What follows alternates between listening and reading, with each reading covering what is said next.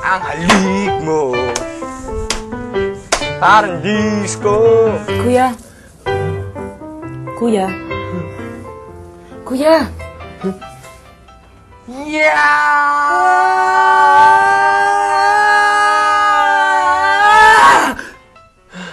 Miss, anong ginagawa mo dito? Kuya, may tatanong lang naman ako eh. Tatanong ko lang kung saan gawa yan? Ano yung mga ingredients ng iyong mga tinapay? Ito, ang ingredients nito ay water, egg, at flour. Pero alam mo, pinaka-importante dyan ay ang TLC. TLC. Ang ibig sabihin nun ay tender, loving care. Yan lang po ba yung mga ingredients na ginagamit sa lahat ng tinapay? Well, alam mo, hindi naman sa lahat ng tinapay kasi meron mga tinapay na katulad ng pan de coco. Siyempre, yung pan de coco ay may coco. At yung ibang mga, kumari, cheese bread, siyempre may cheese yun, diba? So, iba-iba rin yan. Tapos, kuya, tatanong ko lang, no? Magdamag na po ba kayo dito? Ay, nako, alam mo, oo. Alam mo, ang buhay ng isang panadero, para ka rin isang bayani yan eh. Kasi kailangan mo mag-bake ng madaling araw para makapaghatid ka ng napakasarap at bagong-bagong luto na tinapay sa umaga. Bago. Fresh. Matagal po ba gumawa ng tinapay? Alam mo, hindi naman. Pero kailangan na mahaba ang pasensya mo para maganda ang pagkaluto. Hindi minadali, di ba? Tapos, kuya, saan niluluto yung mga pandesal ninyo? Kita mo yung lutuan na yan? Yung may butas na gano'n, yung mga bricks na yan. Ang tawag dyan ay pugon. Kasi sa pugon, mabango ang pandesal at napakaganda ng pagkaluto. So, Sabi ko sa'yo. yung tinapay nyo, yung pandesal, niluluto sa pugon.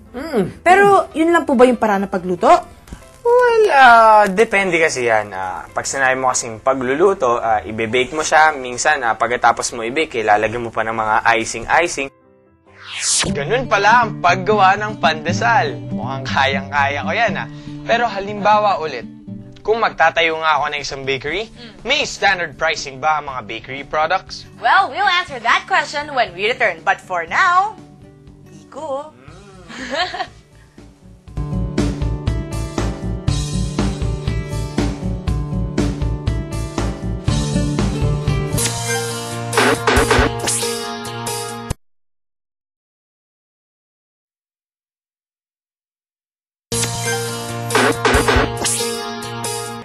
Yes! Anong paborito mong tinapay? Paborito ko, tinapay. Pandesal? Kain ng tinapay? Prito tinapay? Wala. Kahit ano lang eh. Siyempre yung basic yung pandesal. Curious lang ako. Anywhere you go, meron ka makikitang bakery na gumagamit ng pugon or brick oven. I know what you're thinking, Iko. May difference ba ang pagbe-bake ng bread sa isang regular oven at sa isang pugon? Ang difference lang ng brick oven, ito kasi ginagamitan ng wood para ma-enhance yung flavor ng bread. Of course, it really affects the quality of the bread kasi yung flavor ng wood na-absorb ng tinapay. Both of the types, ganun naman ang the amount of the baking time, pareho lang. Ang difference lang, if you're talking about efficiency, medyo mahal kasi pag ginagamitan ng wood. Tsaka of course, it's not environment friendly because ginagamitan mo ng wood. Ganun pala yun! Uy, Chal, saan ang galing yan? Ba't di ka naman nagbibigay? Pengin naman ako. No? Oh, wala na. Manorin mo lang to, Iko. Hi, it's me, Chal, at ngayon matututo akong gumawa ng pandesal kasama of course ni Kuya Roberto. Okay, Kuya, paano ba gumawa ng pandesal? Sige. So, ang gagawin natin nito ay ibabaston natin. Baston. Baston. Ano ba yung mga ingredients na kailangan? So, meron yung ingredients ko, yung tulad ng yeast at tubig. Yeast, Ano po? tubig, At po, harina. walang eggs. Wala na po. Wala na. Gaano karaming yeast, harina, tsaka flour ang kailangan para gumawa ng isang pirasong pandesal? Mga 1 kilo po. 1 kilo, lahat yon, tigi 1 kilo hahaluin. Opo. Magkano naman kaya siguro yon? Mga 30 pesos. 30 pesos yung pinaka-ingredients. Opo. So, Magkano yung nagagawa ng 30 pesos? Ilang pandesal ang magagawa ng 30 pesos? Sa 30 pesos, makakagawa ko po na ng 90 pieces po. 90. So, 30 times 3 yung magagawa. Tapos, magkano nabebenta isang pirasong pandesal? Isang piso lang po. Isang piso, isang pandesal, tapos yung pinaka-ingredients, 30 pesos lang. Pero sa 30 pesos na yun, makakagawa ka na ng 90 na pandesal. Sa gantong kahaba, ito na ba yung pinaka-30 pesos natin na ginastos? So, yung next step natin, So, ito na yung basta niya, yung pandesal. okay, Ito sa ano yan? breadcrumbs. Ito pong breadcrumbs. Breadcrumbs, okay. Kuya, pwede rin ba ako makijoin?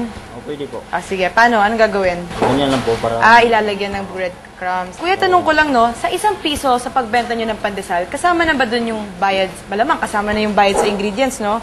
Mga magkano kaya yung ginagastos nyo para sa ingredients doon sa isang piso na yon? So, mga 40 to 60 cents lang po.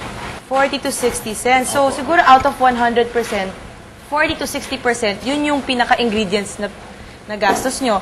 Paano naman, kuya, yung labor cost? Diba, syempre, kailangan pabayaran yung mga tao, yung mga makinarya, yung kuryente.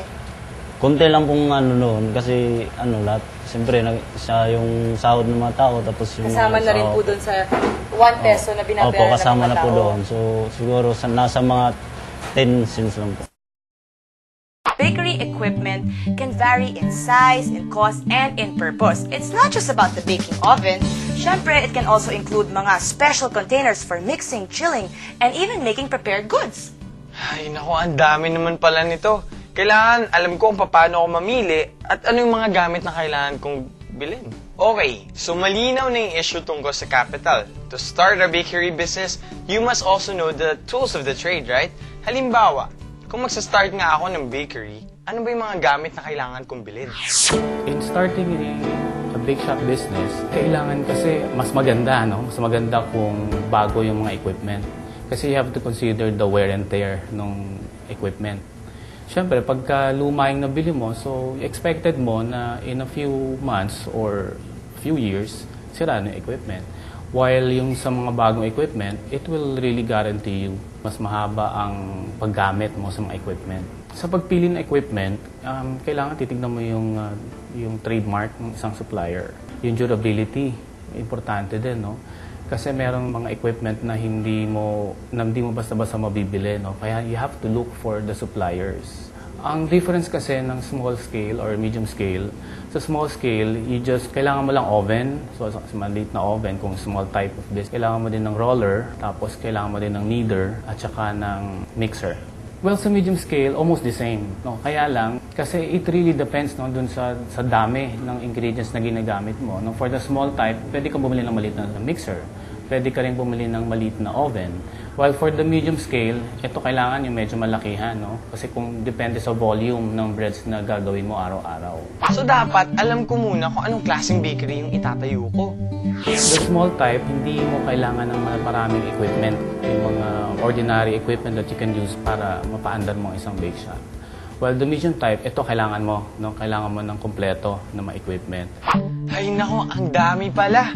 Kailangan alam mo muna kung paano ka mamili at kung ano-ano ba yung mga gamit na kailangan mo.